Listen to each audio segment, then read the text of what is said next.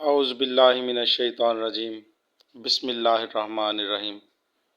Golden light 93 में सब दोस्तों को अस्सलाम वालेकुम। ये हमारे पास वो पानी है जो हमने सिक्का बनाने के बाद गंधक निकालने के लिए नमक में पानी डाला था, तो वो पानी अलग कर लिया था। ये नौशादा ठीकरी है और ये सुरख खार का नमक है, ताकि इसमें कोई मैल कचैल वगैरह ना रहे, इसलिए मैंने इसका नमक निकाल लिया था।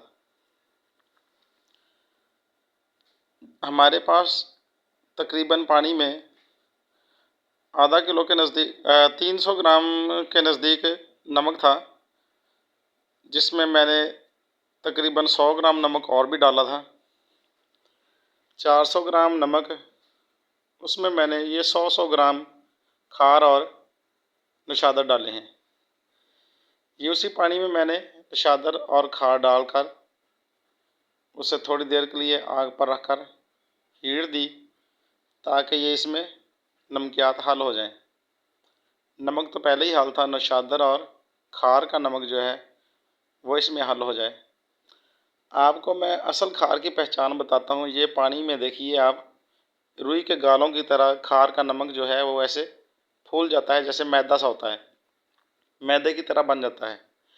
असली खार जो होती है उसका नमक जो होता है, या वो खार जो होती है, पानी में जाकर ऐसे ही मैदे की तरह बन जाती है। हमने इसमें तांबे के पत्रे को गर्म करके बुझावे देने हैं।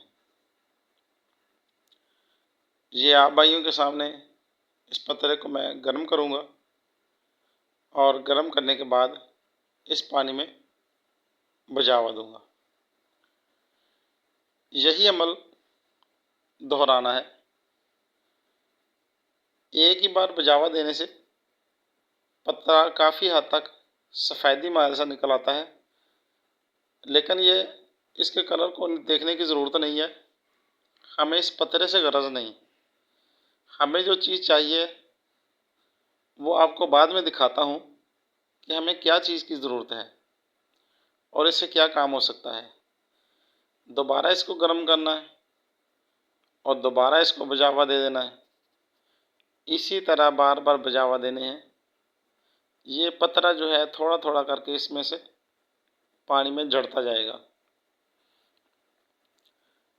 बार बार के अमल से इस पतरे के ऊपर से बारीक बारीक से परत से उतरते रहते हैं और पानी में जाते रहते हैं।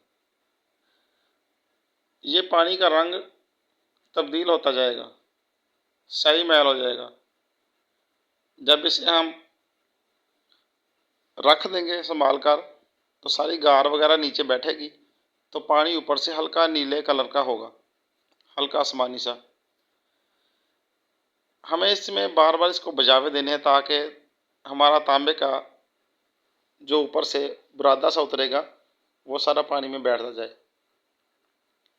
ये मैं आप भाइयों को दिखाता हूँ कि इसमें जो नीचे तांबा बैठता है वो बिल्कुल सुर्ख कलर का होता है, जैसे सिंदूर कलर होता है, बिल्कुल वैसे ही। ये अभी 3 बुझाव हमने दिए थे। 3 बुझाव में ये नीचे सुर्खी माइल जो है ये इसी का सिंदूर सा है, इस तांबे का। ये मुकम्मल तौर पर तेज़ाबी होता है। इसे तेज़ाब शोरा बिल्कुल भी मुंह नहीं लगाएगा और ये चरख भी खा जाता है। इसको हमने ऐसे ही बुझावे देने हैं। मैं बार बार इसे बुझाव देकर ये तांबा इकट्ठा करूँगा, तो इकट्ठा करने के बाद इंशाल्लाह आपको अगला अमल इसका दिखाऊँगा बाद में।